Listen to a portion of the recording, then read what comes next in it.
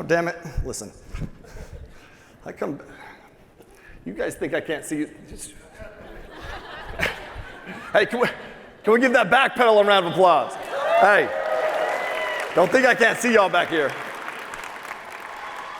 How many of you came here knowing that you have value to give? Say aye. Let's go.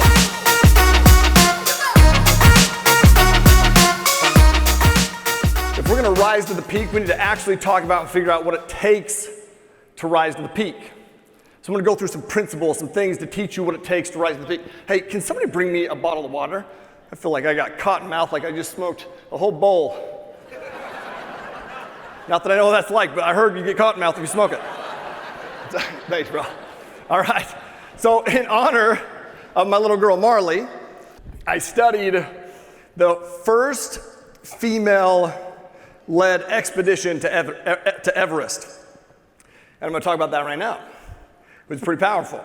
And what I learned from studying her, and her last name's Levine. I'm trying to think now what her first name is. I'm totally spacing. But I can't remember, Adrienne Levine or something Levine. We're just going to go with Mrs. Levine. Miss.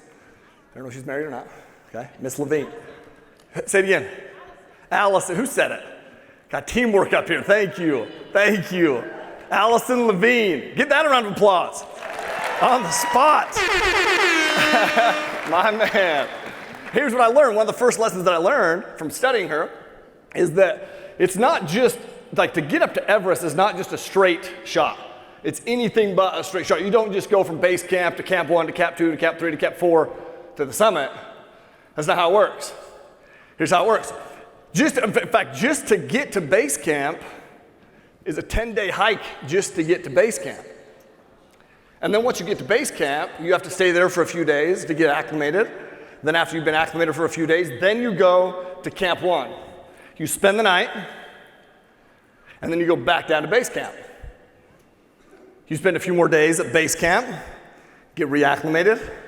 Then you go back up to camp 1, spend the night. Then you go to camp 2, spend the night.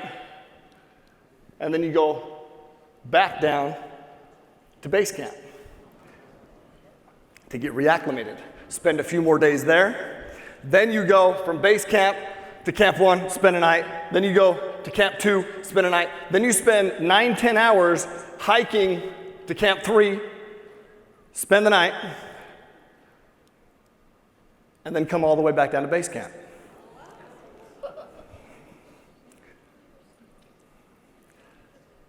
You can imagine that physically that would be challenging, but mentally even more so.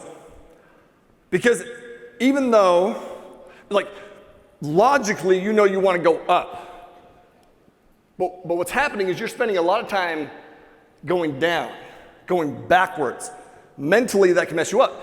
There's a thing called climatization, okay? If you were to just go, if you helicopter or whatever, and you just go dropped off at the summit, you would die. So anything over 18,000 feet, your body, your muscles start to deteriorate. So this whole time up, as you're going up and down, it's this mix of, okay, getting used to the elevation, but also coming back down to get strengthened, re-energized, so you can go back up. Once again, that's mentally challenging, but a key thing, probably one of the biggest lessons I learned as I was studying this is that you're still making progress. You're still making progress.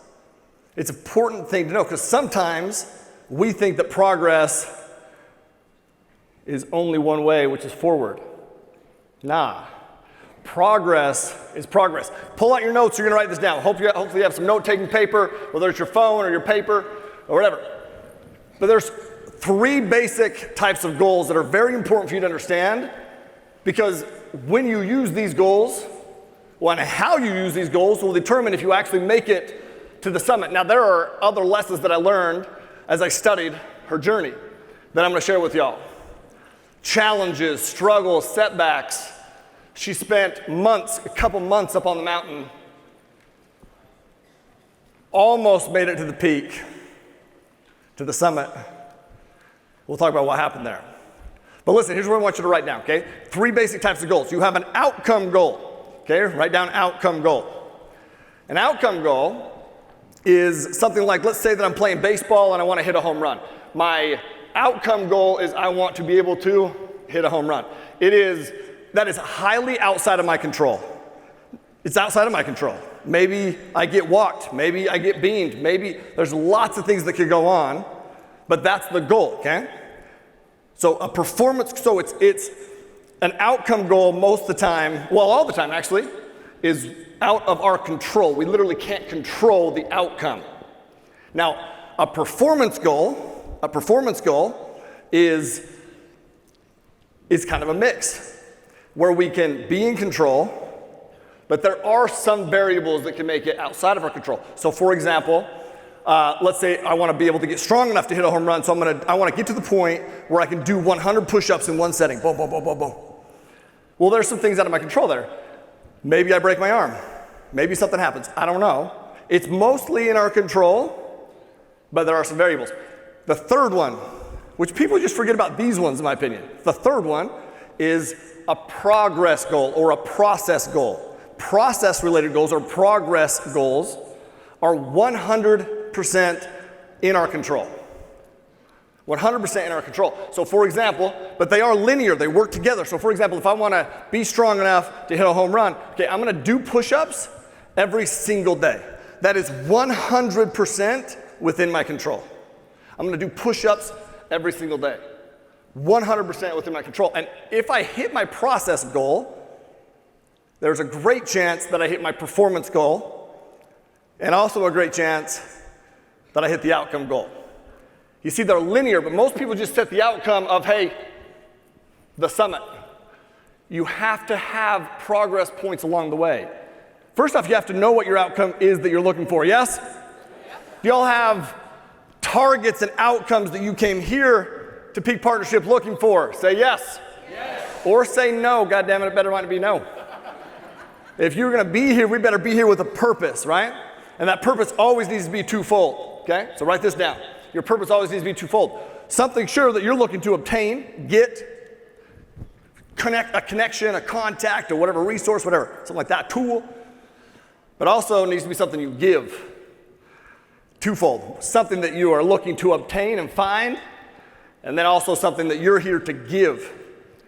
Because I know that every single one of you have things to give from being here.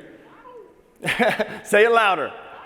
How many of you are here to obtain and do and give something?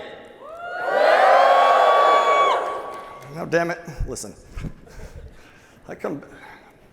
You guys think I can't see you? Hey, that back pedal's no joke right there. Can we give that back pedal a round of applause? Hey, don't think I can't see y'all back here. How many of you came here knowing that you have value to give? Say aye.